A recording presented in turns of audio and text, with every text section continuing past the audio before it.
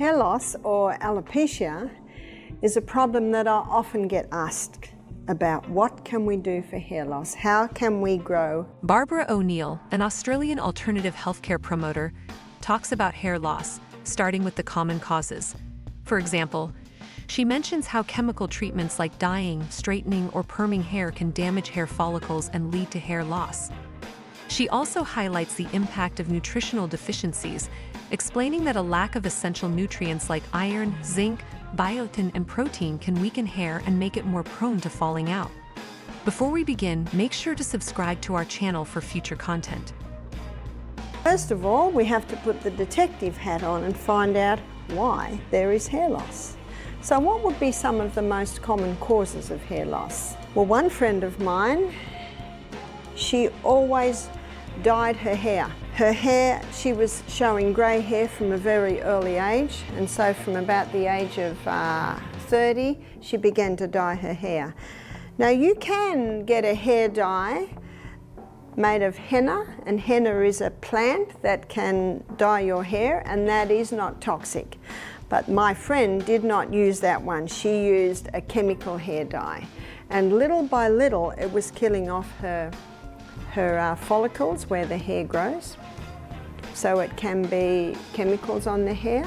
Another friend of mine did not like her very curly hair, and so all her life, from probably about her late teens right up until her 50s, she straightened her hair.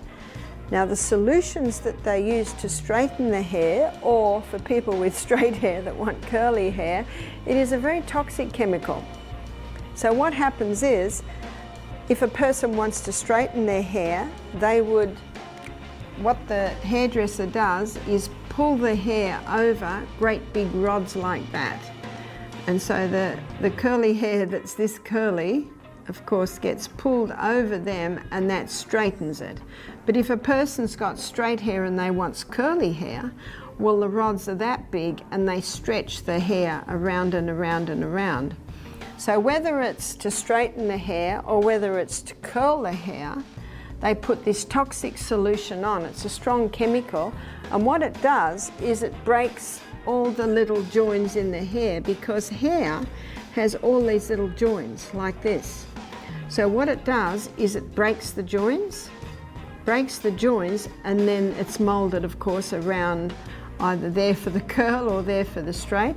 And then when all of those little bonds are broken and it's been stretched into a certain shape, they rinse off that chemical, and then they put another chemical on to set it. So to set the bonds together, and then that sets the hair structure as straight or as curly. So basically that's how the hair is permed. Nutritional deficiencies also play a significant role in hair health. A diet lacking essential nutrients such as iron, zinc, biotin, and protein can weaken hair, making it more prone to falling out. Ensuring a balanced diet rich in vitamins and minerals is crucial for maintaining healthy hair growth. She brings up how certain medications might cause hair loss as a side effect, and she notes that tight hairstyles like braiding can lead to hair loss by pulling on the hair and damaging the follicles. Additionally, certain medications, such as those for blood pressure, cancer, or depression, may have side effects that include hair loss. If you suspect your medication is causing hair loss, speak with your doctor about potential alternatives or solutions. Understanding these causes is the first step in addressing hair loss effectively. Identifying the root cause allows for targeted treatments and lifestyle adjustments that can promote healthier hair growth. I have also seen in some areas where people braid their hair really, really tightly. You'll often see that they've got hair loss around here, where you've got that weight, you've got that constant weight on the hair, which can really just keep pulling the hair out. And then we must stop what is causing the damage. That's the first one. If you don't turn the tap off, you're still mopping up in the other corner. Hormonal imbalances are another factor she discusses, particularly how shifts in hormones during pregnancy, menopause, or due to thyroid disorders can disrupt hair growth. Sometimes I see hair loss in a hormonal imbalance. So if it's a hormonal imbalance, then the hormones must be balanced back again. Hormonal changes can contribute to hair loss through various mechanisms. For instance, fluctuations in androgen hormones like testosterone can affect hair follicles. In conditions like androgenetic alopecia, male pattern baldness, or female pattern hair loss, sensitivity of hair follicles to these hormones can lead to miniaturization of hair follicles and eventually hair loss.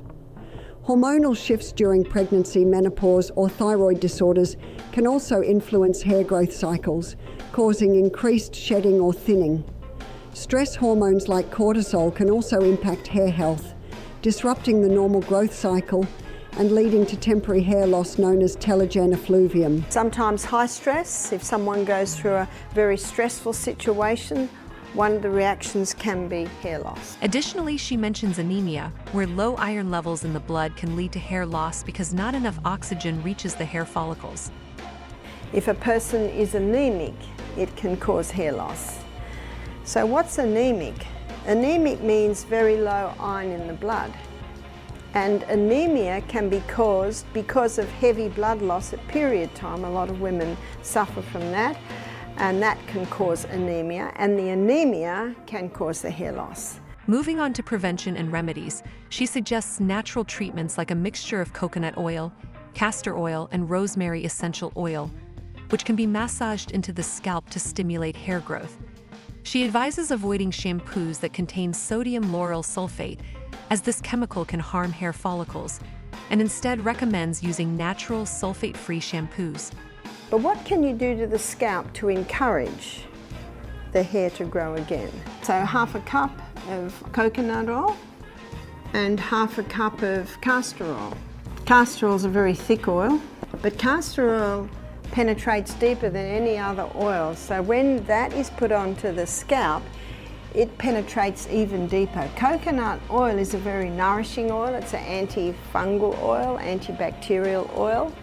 But what you also can put with that, so now you've got a cup of oil there, to that cup of oil you can add 10 drops of rosemary essential oil. Rosemary is a herb that's specific for the scalp.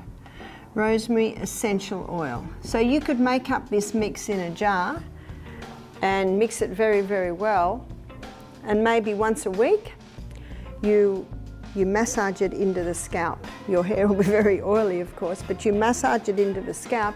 Just even the massaging into the scalp stimulates blood supply to the hair follicles. That castor oil penetrates very deep, and wherever it penetrates, it can revive life into that area. And the coconut also is a very nourishing oil, and the rosemary essential oil stimulates. Every herb stimulates different parts of the body, and this rosemary herb is specific for the scalp. The massaging, so leave it in as much as you can. Maybe you choose a Sunday when you may be going to be home all day, and at the end of the day you wash out. Now you might need to put shampoo on a couple of times to get all that oil out. Just use a little bit of hot water and then a nice amount of shampoo. In addition to this, hibiscus flowers are known for their hair strengthening properties. These red flowers are rich in vitamins, minerals, and amino acids that nourish the scalp and hair follicles, promoting healthy hair growth and preventing hair thinning. Take 3 to 4 flowers and crush them with coconut oil to create a paste. Apply the paste to your scalp and hair, leave it on for 30 minutes, then rinse with water.